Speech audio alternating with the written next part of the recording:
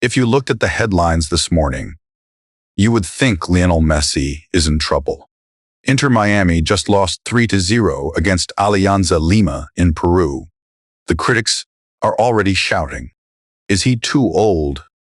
Is the team ready for the season? Is the 2026 dream falling apart?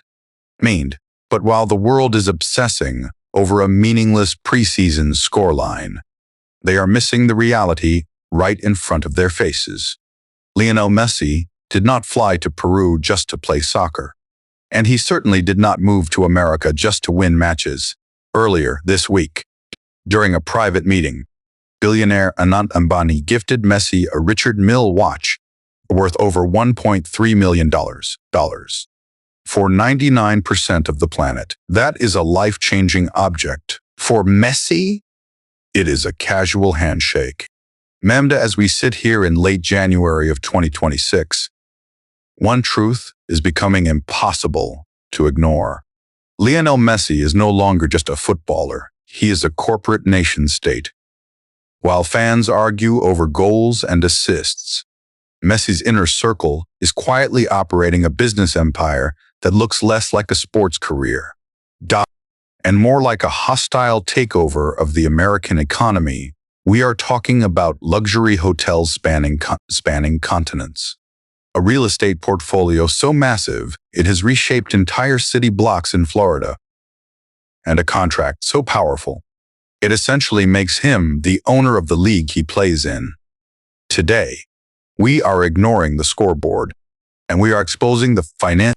This is the story of the $2 billion empire hiding in plain sight.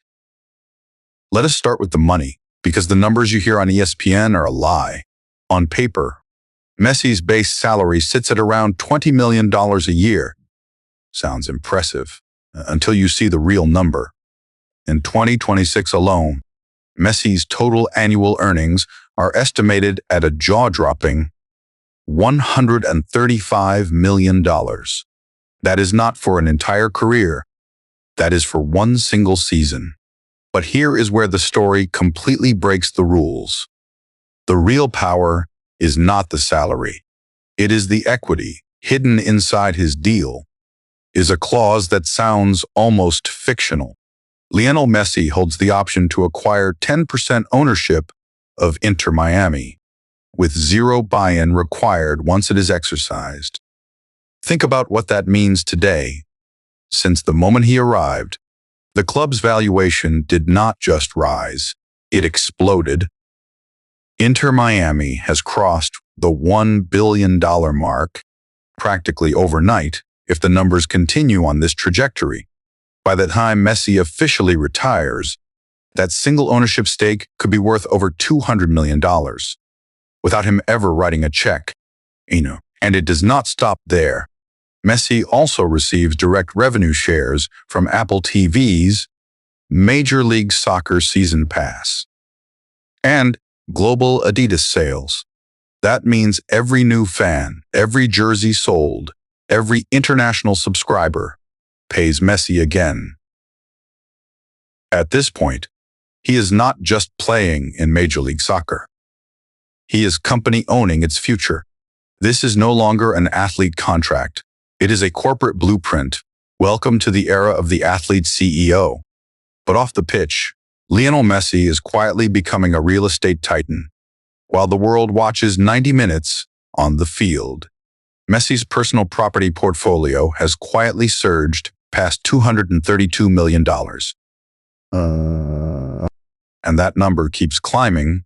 He recently expanded his Miami footprint again, acquiring 4 luxury units in one of the city's most exclusive developments. The Centerpiece, a 3,500 square foot residence, priced at $7.5 million, overlooking a skyline that now feels like part of his personal kingdom. But all of that is small compared to what is rising from the ground right now, just minutes from Miami International Airport. Something enormous is being built. A project so large it blurs the line between sports business and urban power. Miami Freedom Park, a $1 billion, 131-acre mega development, with Messi at the very center of it. This is not just a stadium. It is an entire entertainment city, a 58-acre public park, luxury hotels designed for global elites, and retail districts built to absorb millions of visitors every year. And this month, January 2026, construction has hit the final stages. The steel beams of the stadium canopy are in place. Messi has already marked the date, April 4th, 2026, the day Miami Freedom Park opens its gates. This is not retirement planning. This is legacy construction.